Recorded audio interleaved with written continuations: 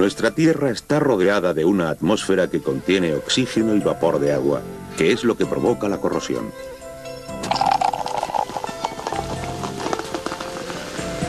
Se puede condensar el vapor de agua en una superficie fría. También se puede condensar el oxígeno, convirtiéndolo en líquido si se enfría el aire a una temperatura de menos de 183 grados centígrados. El calor de la habitación convierte el oxígeno líquido en gas. Este metal se llama magnesio. Se calienta y hace reacción con el oxígeno del aire hasta formar óxido de magnesio. Cuando se calienta esta pieza de acero al carbono, también formará óxido. La superficie al rojo vivo está haciendo reacción con el oxígeno del aire que hay dentro del horno. Este brillo no es duradero, y si se introduce en agua fría, el óxido se astilla. Como el acero al carbono tiene un 95% de hierro, esto es óxido de hierro. Como en la oxidación se añade oxígeno, el peso aumenta, y por eso se pesan las piezas de acero en el horno.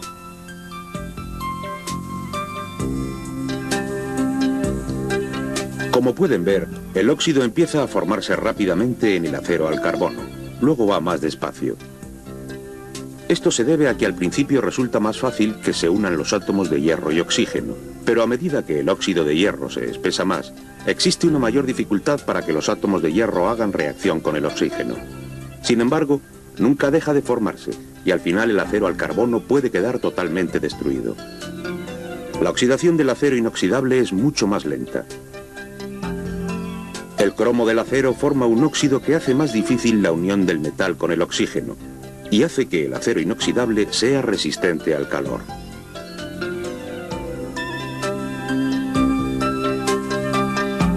Nunca debe utilizarse el acero al carbono en un ambiente tan caluroso como este. Por eso el suelo de este horno está fabricado de acero inoxidable. De todas formas, los aceros inoxidables no son solo válidos para las altas temperaturas. Hay muchos que se utilizan para resistir la corrosión del agua o de líquidos mucho más agresivos en las plantas químicas. Para explicar la diferencia entre el acero inoxidable y el acero al carbono hay que empezar con un experimento de corrosión húmeda. Estos tres tubos contienen piezas de acero al carbono y estos tres tienen piezas de acero inoxidable. Al agitar, el aire entra en el agua fría. El agua aireada se mete en uno de los tubos que contiene acero al carbono y en otro que tiene acero inoxidable. Por medio de la ebullición se está quitando el aire de esta agua.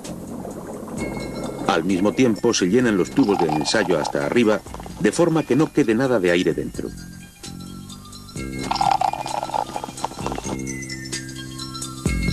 Los tapones también están sellados para que no entre nada de aire.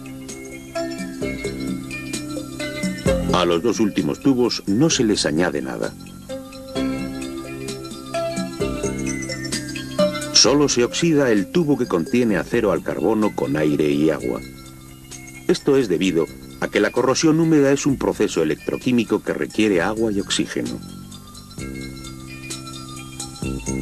Si se pone una pieza de acero en agua aireada, se disuelven unos átomos de hierro formando partículas cargadas positivamente que se llaman iones. Cuando sucede esto, los electrones que se han quedado atrás se mueven por el acero para asentarse donde puedan reaccionar con el oxígeno y el agua para formar iones hidroxilos. Entonces reaccionan con los iones de hierro y forman óxido de hierro. Pero el óxido de hierro no protege el acero y la corrosión continúa. Como el agua hervida no contiene oxígeno, no se puede producir la reacción hidróxila. No se puede formar óxido de hierro y el acero al carbono no se oxida. Una explicación sencilla de por qué el acero inoxidable no se oxida es que los átomos de cromo de su superficie se oxidan formando una capa que previene cualquier otra ionización y detiene la corrosión. A esto se llama la capa pasiva.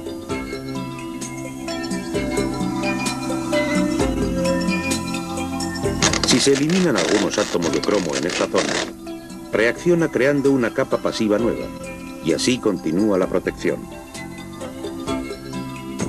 Por eso el acero inoxidable se utiliza mucho en las industrias proclives a la abrasión o en aplicaciones diarias como esta.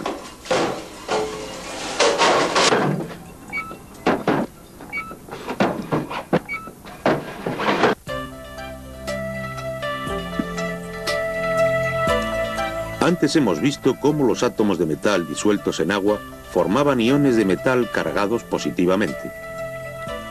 Los electrones que dejan detrás producen una carga negativa, y si no hay oxígeno, este voltaje se desarrolla a otros pasos de ionización.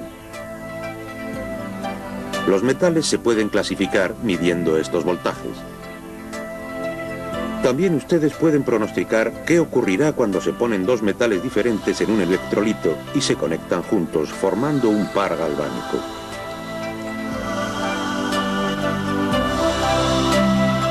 El metal de mayor voltaje de corrosión húmeda actúa como ánodo. Empieza a corroer y los electrones fluyen al otro metal. Esto favorece al cátodo, donde se asienta la reacción del oxígeno y no se corroe.